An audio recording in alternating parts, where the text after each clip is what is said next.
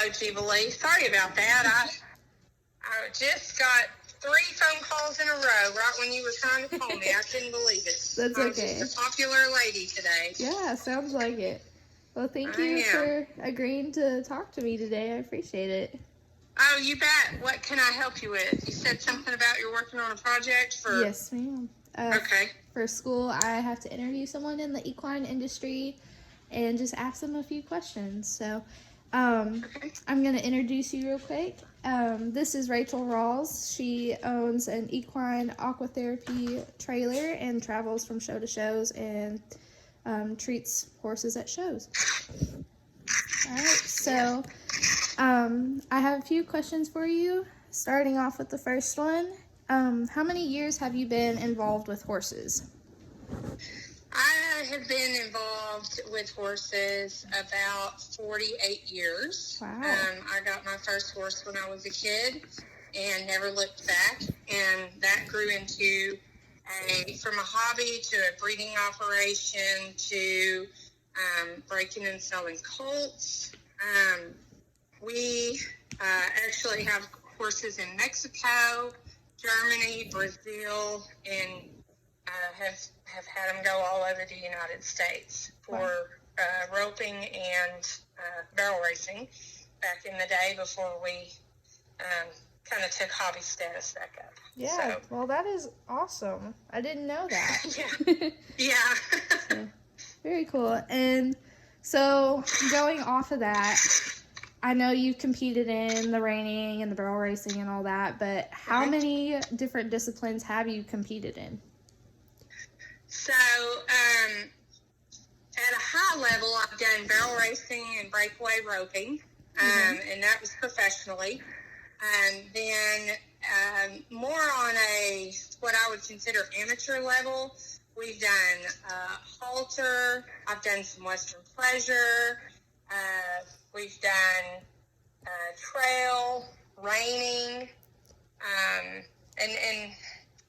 and several other things. I volunteered as a 4-H leader, and we produced shows and barrel races and, all kinds of different equine events over the years. Just whatever, the kids were into at that time. Yeah. So we've done a wide variety of events and are familiar. About the only thing I'm not super familiar with is English. Right. I've never had an opportunity to really do much English events, but many English events. But pretty much if it has to do with Western, basic, normal, all-around Western stuff, I've probably dabbled in it some. That's awesome. That's really cool to hear. So that's awesome to be that well-rounded and have a hand in. It is important. It is important if you're on a mission to better your skills and understand the equine industry. You need to understand more than just one facet of it. Yeah, of course. So that's really cool, and it gives you a hand in better understanding the performance horse when you're working on them. Absolutely, it does, because one of the things that kind of shifting a little bit to our current business, the cold saltwater therapy, is that we understand what our clients need and what their goals are because we've been there. Yeah. We understand that, you might think the show is going to happen at, 1 o'clock and you want to put your horse in to tighten those legs down before the halter class, but all of a sudden the judges are super decisive and you're showing at 11 o'clock instead of 1, and they need that flexibility in the schedule. So that's how it can cross over. Okay. And that's just one example, because we've been there. We thought we were going to show at noon, and then all of a sudden we got to be ready at 10 o'clock because things are flying. Yeah. So, it doesn't always work the way it No, works. it doesn't. For sure. We call that horse time. Yeah. Yeah, and especially, I don't know, I feel like the AQHA shows are probably more worse about the scheduling. So Yeah. I think it's the most difficult because so much of that depends, they can add classes, they can drop classes the last minute, and it's not really a pattern. Depending on the competitiveness of a rail class, it can take minutes, literally just a couple minutes to look and go, that's how I'm going to place them. or it can turn into a 15, 20-minute, okay, I need to look this over because my top 6 or 7 here are top. And, Yeah. Understanding that variance in the industry is important. Yes, that's really cool. All right. Well, did you end up going to college and did you graduate? I did.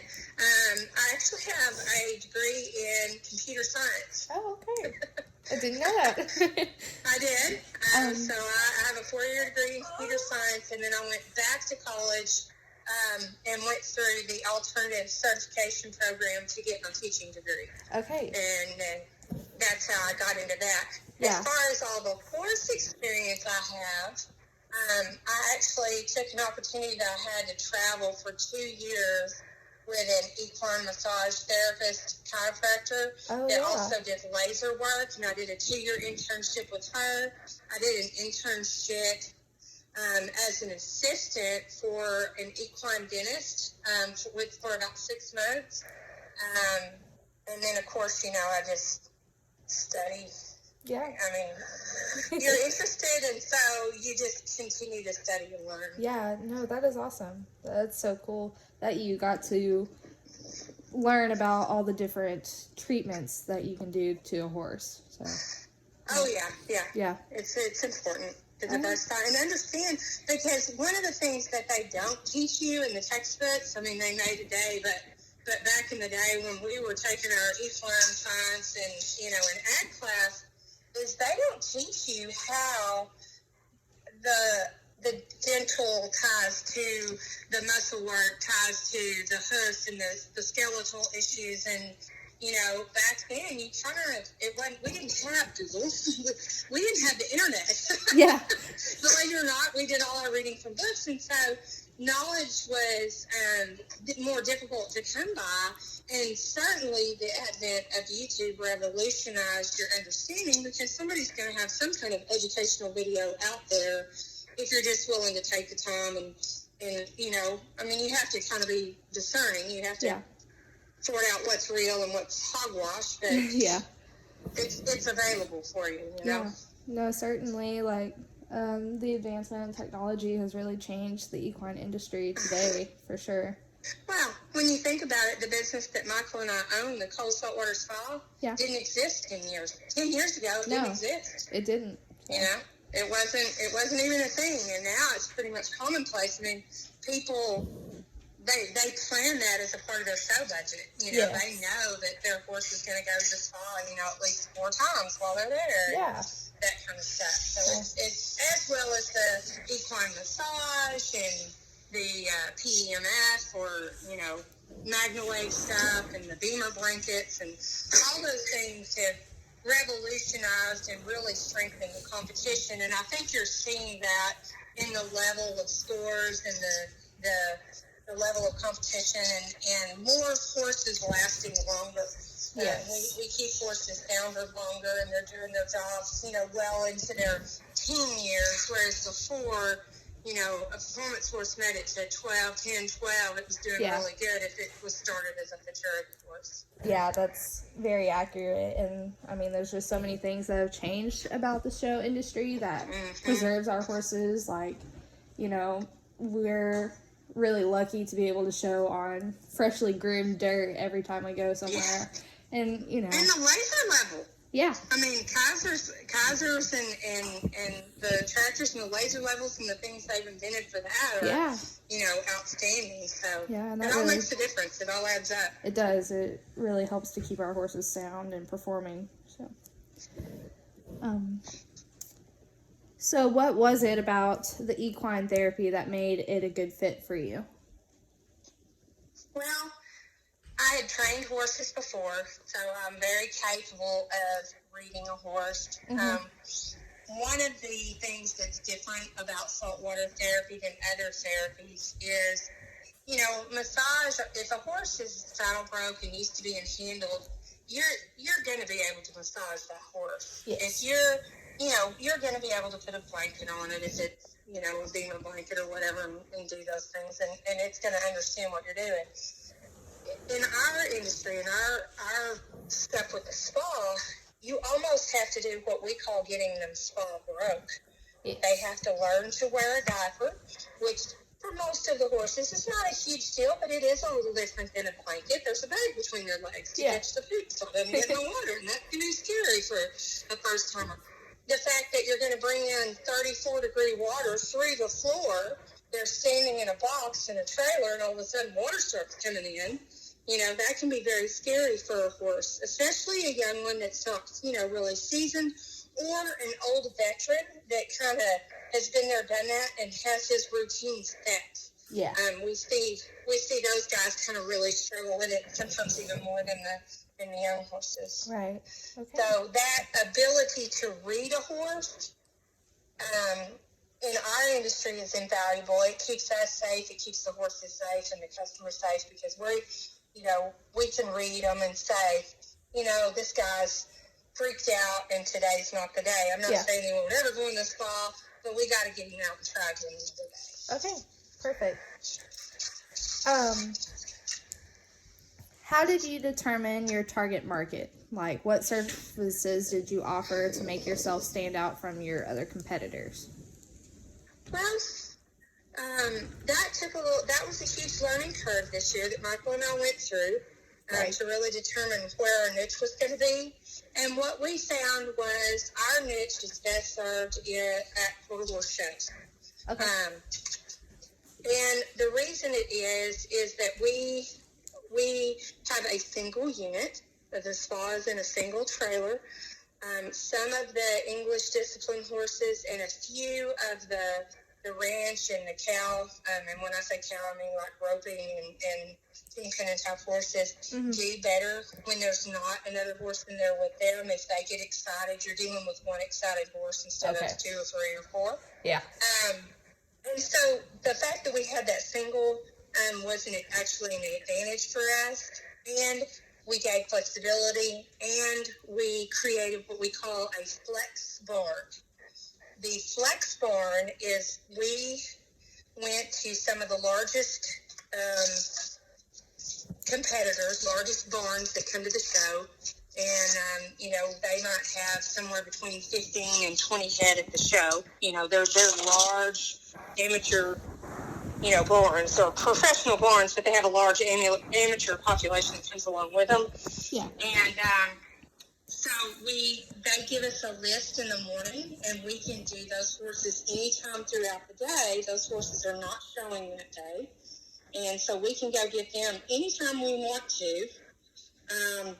And that allows us that flexibility I was telling you about before. We schedule them throughout the day. And then if somebody is like, oh my gosh, I need in early.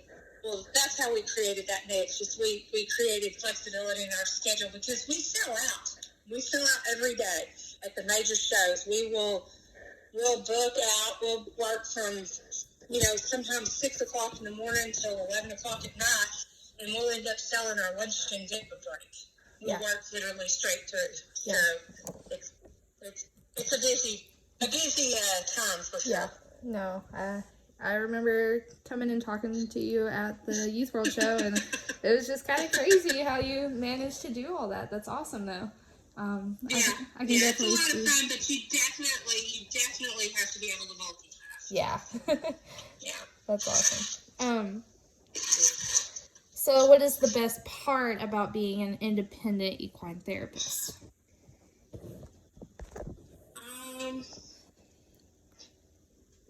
The part I like most is being able to give back to the industry on multiple levels. Okay. Not only are we providing a great service, but we're sponsors at all the shows. Yes. So we're helping fund the prizes or the added money or whatever it is that we're doing. We don't just do vendor fees. We actually sponsor.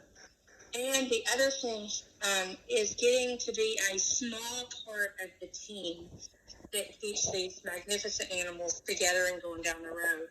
And that is no small feat. Don't ever think that the therapy side of it isn't absolutely an integral part of taking care of the equine athlete. Yes, of course. It matters. It really matters. And it's fun. You watch them go in and they win a world title or they win at the Congress and you start to realize you can't take a dink and do some massage or dip it in salt water or throw a Magna-Wave blanket on it or whatever and make it, wonderful. Okay. No. But when you've got a top-level athlete that's giving their best every time out, and you can do these therapies to just help them stay comfortable and do their job at that top level, that's very satisfying. Because you know that you're a tiny part of that team that's helping, that owner take that Gold Globe home, or, take that Congress championship that they've always dreamed about home. Yeah. And that's a big deal. Yeah, no, that's awesome. Sorry. No, you're good. But I mean, it's just like a normal athlete in any other sport. Like, you have to prepare yourself and then take care of your body and then do whatever treatments it takes to keep you performing at your top levels. So. Oh, absolutely. And, there's a lot of research that shows that cold salt water is as beneficial to horses as it is to humans. Wow. And if you've never been sore, if you've ever got bucked off, or you haven't rode in a while and you have a real hard day, or you go haul hay and your muscles sore, yeah, send an Epsom salt bath. And I don't recommend a cold one for humans. They like a warm one better, but yeah. Go send the salt water bath, and it's amazing. It really is. Yeah. I mean, it pulls the soreness right out, and it helps you a lot. So that's, for me, that's what I really feel good about the saltwater therapy, because there's some things that kind of come and go. There's kind of some fads in the equine industry, and I see it a lot, like in the rodeo and barrel racing industry. There's kind of these fads everybody will go through, and it's you got to have this kind of pad, or you got to have this kind of, bid, or this special whatever. But there's some things that are just tried and true over time that have stood the test of time. And these horses, they don't know what we pay for stuff. They don't know. They don't care, and they don't lie. Yeah. And it's pretty easy to sort out if you're a good horse person and you listen to them and you watch how they respond and you do one thing at a time and kind of take a little bit of a scientific approach to it. It's pretty easy to sort out what they're getting along with and what they're not, and what's really helping them and what you're wasting money on. Oh, yeah, because they're not just going to be like, oh, you spent this much money on it? Well, I'll be good. I'll just... Exactly.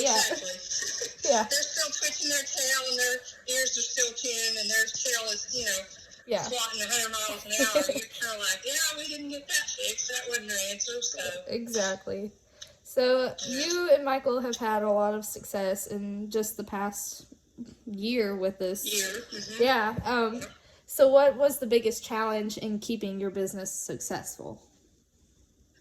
The startup was extremely difficult because we didn't know what venues were going to work best for us. Right. And it took us a little while to figure out what size of show we needed to go to.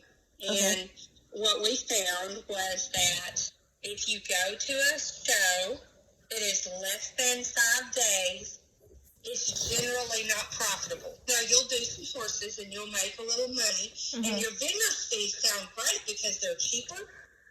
Yeah. But you don't end up realizing enough money to really make it worth your time and the wear and tear on your equipment. Yeah. Over 5 days, pretty good. Over 1,000 stalls, pretty good. But it just took us a little while to get through that process and learn those lessons and figure out what was going to put us at a profit level that, we could come home and not just cover our expenses, but actually have money left over to pay ourselves and pay our bills, where we're not just working so we can go to a show. Right. Okay. So, going on with that kind of same question, what sacrifices have you made to stay competitive? Well, unfortunately, we had to do some price matching with our competitors. Okay. They offered the price drops to $65 after 5, and we were doing a 10% discount if you purchased 10 packages. Okay. So they were ahead of us as far as the pricing went. And so we ended up having to having to basically do that price match so that we could stay, competitive price-wise. It probably ended up costing us somewhere around $5,000 or $6,000. Yeah. Wow. Yeah. Okay. Well, and you've made some personal sacrifices, I feel like, to kind of take over this business, because you were like getting in that groove with your reining horse and being competitive in the reining. So yes, it was kind of the right time for us to transition into a Derby horse. Right. And I had to sell all my horses that I had. And I bought one Derby horse so that I could afford to leave him in training full time. He was a 4-year-old, and I have left him in training. He's back home with me now. Right, I saw that. He will go back in training, like, in the coming months, weeks. We'll go back in as we get ready to go to the NRBC and the NRHA Derby. Yes. But you guys can watch for us this year and at the NRHA shows. I'll be on a little horse called Dirty Diamonds. Yeah. And you can't hardly miss this because he's a Perlino with blue eyes. Yeah, he stands out. He definitely does. He is gorgeous. He looks like he has a really good personality, too. Yeah, he does. He sure taught me never to tell Sebastian color doesn't matter, though.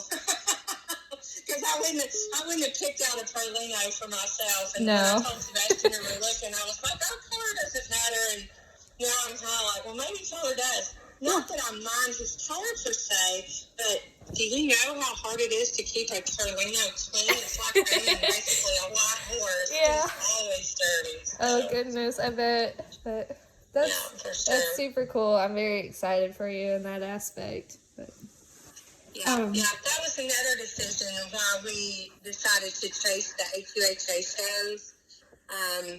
Was because that way when I do go to a reining, I can focus just on the reining and not be trying to work the spa as well. Yeah. Because there's such wild hours, Yes. That you have to work, so. Yeah, they'll be up at, 1 a.m. every day. Mm-hmm. Yeah, it's doing well. But they spa horses 24 hours a day. Yep.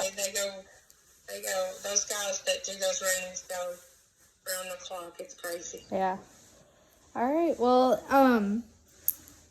so in your original business plan, did you have to make any changes and deviate from that original plan to stay competitive? Yes, we did. We thought when we bought this single that it would take us 3 to 5 years to need to upgrade the trailer and expand and think about getting a second spa. And we exceeded our capacity in the first year. Wow. So we're actually looking into building a double. We're going to sell the single unit. Okay. And then we may build a double. Yes. And pursue that. So, we had to modify it. We had to move everything, the timeline way up. I guess I had taken a little bit too conservative an outlook. But we had our largest show. Well, this is put in perspective. We went to the Congress End of the World show, and we did 1,150 horses in 2 months. We averaged 25 a day. And that's not counting the days we were driving, or setting up or tearing down, and there was only 1 day between the Congress and the World Show, so we were literally gone for 2 months, and, that was fun, and worked, literally did not have a day off for 2 months. We did have some lighter days where we weren't working quite so hard, but, that's 1,150 horses in 2 months. That was about 20 to 25 a day. That is insane. Oh my gosh. Yeah. And there were days that we only did like 15 and other days that we did more like 50. Yeah. That fluctuates based on the day and the demand, but the average was 25 days. Wow. Yeah, pretty good stuff. Huh? Yeah, that's really cool. So has this career choice given you economic freedom? Yes, it has. We make well over six figures. So yeah, Wow. it absolutely has. It's a very profitable. Now, there's a lot of expense, that you have to go to, and a lot of, as far as like the trucking side of it, and because you are a commercial vehicle, you are required to get a DOT number, and you got to have your CDL, and there's things like that we've had to take care of. But it's still an extremely lucrative business. You work really, really hard when you work. Yeah. You're working basically 16-hour days, but when you're home, you're off. Yeah. You've got that financial freedom. All your bills are paid, and you just go play with your pennies. Like I am now. I'm settling yoga right now. That's awesome. Well, that sounds like a huge blessing. That's wonderful. It really is. It really has been. Yeah. So has the economic downturn that we are currently experiencing affected your business?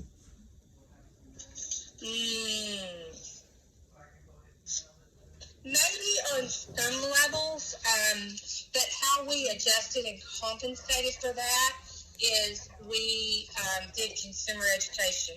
Okay. So we expanded our advertising and we diversified. So instead of relying on just the main 5 or 6 big barns that the AQHA show that always uses and we could fill our schedule with, we very early in the year set up an advertising campaign to bring in the smaller barns and the amateurs. Okay. So with that diversity, we haven't really we've actually experienced an increase in demand, not a decrease. And we actually, halfway through the year, had to add a second pump so that we could fill and drain the spa faster, so that we could run a true 20-minute schedule versus a 30-minute schedule, which is, of course, allows us to get 3 an hour in versus 2 an hour. Right. So I think a lot of that was just had to do with marketing and education. The people that knew what saltwater did and knew what it was were using it. There was just a whole lot of people going around that just didn't know what it did for the horse. Right. If you weren't in the know and hadn't used it before, they just didn't understand. We started a very aggressive commercial, and that was part of that sponsorship, the media advertising at the shows, our targeted audience, and a very aggressive Facebook campaign, and we also did a giveaway to attract new people. So we gave away a Cricket mini golf cart, and we did a promotion that if you spawed your horse at any time with us during the year, then your name went in the drawing for the Cricket mini golf cart. Yes. And that attracted a lot of new people because they come by and say, well, how do I get in the drawing? And then you say, well, you have to spar your horse. And they'd say, well, what does it do? And Michael always chuckled and he said, I almost feel like a crack dealer because, they come to get a chance to win the Cricket mini golf cart, but then when they go away and ride their horse, they can feel such a difference that they just keep coming back and back. Yeah. And that's how that helped us broaden our customer base and really diversify, beyond just the professionals and get some amateurs that are now regular customers. Yeah. They might only do 2 or 3 horses. They might only do 2 or 3 treatments, but that's 2 or 3 treatments, over a 2-week show that we did not have before that fills slots. Yeah. So. Yeah, no, and I've been to shows where you've been at, and the way you advertise is very unique from all the other spas, and the fact that you have like a little iPad set up where you, with your sign where you can like make your check-in and fill out a time slot so you can get an appointment. Like, yeah, it's an online portal. And they can access that from their phone or through our little appointment kiosk that we set up everywhere we go. Yeah. And anywhere there's internet available. And that people love that because they can cancel and add appointments right from their phone, right from their stall. The last thing, and this goes back to that we show, so we know. Yeah. the last thing you want to do is walk through 3 barns to go tell the spa that you're not going to be there in 30 minutes. Oh, yeah. You're not going to be there in 30 minutes because the show's running ahead and you need to get ready. Yeah. So we just left it, that was one way we addressed the no-shows is people generally want to be polite and cancel their appointments if they're not coming. Yeah. And if they see they're running ahead and they can hop on, and it also saved me a ton of time because they could just look on their phone and say, well, I don't want to do 11:30. I want to go to lunch, and we might not be back from lunch by 1. Oh, look, there's a 2:40. I think I'll take that one. Yeah. And it stopped all of the text bombing dialogue of, well, do you have anything later? Can I come any earlier? And you basically needed a snapshot of the screen of what was available and say, pick a time. But and they've learned, those customers, our regular customers have learned that we're not going to tell them no. So if they need something that they don't see available online, they just pick up the phone and call me, or they text me and say, hey, I need in about this time. When can you work me in? And they know we're going to make it happen for them. Either through a flex barn horse, or because we can technically run for an hour, and we'll tell them, hey, just come over and stand, and we'll squeeze you in. Yeah. And that works. We can easily run for an hour. We don't, because it has to be the perfect schedule. Yeah. You have to be standing there waiting, and the doctor has to be on, and the second the one steps off, you have to step the other one on. But we always kind of know our customers. You know who's going to show up early and who's going to show up late. And you just look for that gap and say, okay, they're always early and these people are always late, so we're going to slide that horse in right there. Yeah, that's awesome. Yeah. So what industry trends do you anticipate having to adjust to? The way the industry's going is the demand for salt water is increasing. Okay. And, that the single rigs are fantastic. I do believe in the next 5 to 7 years they'll be obsolete. I don't think you'll see very many single spa rigs running around. I think there'll be doubles and triples or quads. Right. And I think you'll see that demand increase so that you're either not having to work around the clock because you can get more horses done during normal business hours, which most people are more than happy to do, except the ringers, and we're all crazy because we ride all night and all day and everything else. Not all day and ride all night, and we sleep when we die. But except for the ringers, most of them want to come during business hours, so you give them that option, and they will do it. And so, but I do see the single rigs becoming obsolete in the future. Very interesting. Well, I got one final question to ask. What is the best advice you would offer to a young person considering the therapy industry as a career? Do your research.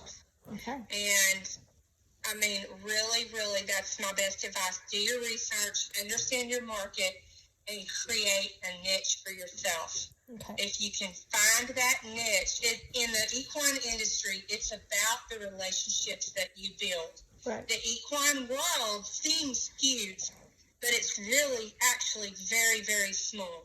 Right. So you have to utilize the relationships that you have, build on those relationships, maintain your integrity, because if you ever pee on somebody or, do somebody wrong, it's a tight-knit community. It's a small group, and you're never going to be able to don't misunderstand me. I'm not saying make everybody happy, because that's not possible. Right. But you've got to do right by them so that the vast majority say, well, I've never had any problem with them. Yeah. And they all kind of know who the negative Nellies are. And if the negative Nellies are the only ones crying, then everybody just kind of ignores it and goes on down the road. And the negative Nellies come right back to you at the next step. Yeah. So do your research, utilize your relationships, and understand that the equine industry is small, and you really need to take care of people like their family. You really do. And if you do that, you'll be successful. It takes time to build, but I've seen it over and over again, regardless if it's a human and horse chiropractor, massage therapist, the PMF stuff, you know, all of those Beamer blankets and things, regardless of what therapy, saltwater, it's all about the people you know, the relationships you build, and the professionalism that you maintain in your business. Okay. All right? Yeah, perfect. Well, thank you so much. Is there any advice or information or anything you'd like to share that I didn't ask about? Anybody that's wanting to make money in the summertime needs to go hit up their local spas. Yeah. We hire spa techs at $20 an hour.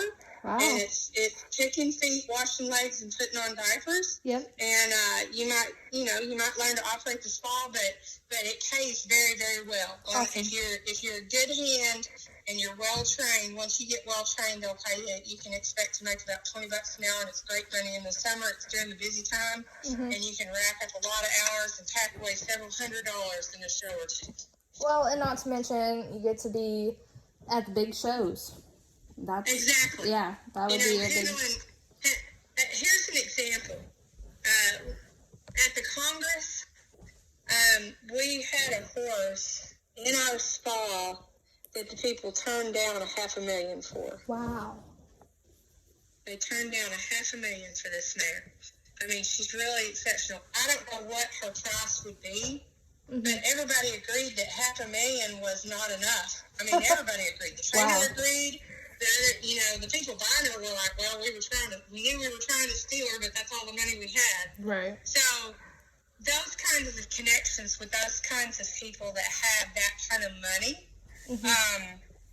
is important. If you're going to stay in the industry, you've got to have those connections with people, because there's very few people that actually make money with horses. Yeah. Most horse people, it's their hobby. That's their baby. They want to get his little feet done and his spa done and his, let's get his mane done too while we're at it. You know, that's their baby that they're doting on. Yeah. And when you understand that and meet that niche and fill that need and make them feel important and informed and, campaign and loop them in and communicate well, it gets easy from there. It's all about the relationships. Just work on that, build those relationships, do the FaceTime, smile, be nice. Remember that, they see everything on your social media. Yes. So be aware of that. I'm sure you've already gotten that lecture in college. Oh, yeah. And, build yourself a great business, a great professional business profile, and work at it, and you'll be successful. Awesome. Well, thank you so much, Rachel. I really appreciate you. I thought this was a really great conversation. I learned a lot. All right. So, thank you so much. Well, thanks for thinking of me, sweetie. If you need a job this summer, call me. I will. Thank you. Bye. Bye. You bet. Bye. That sounds really interesting. Yeah.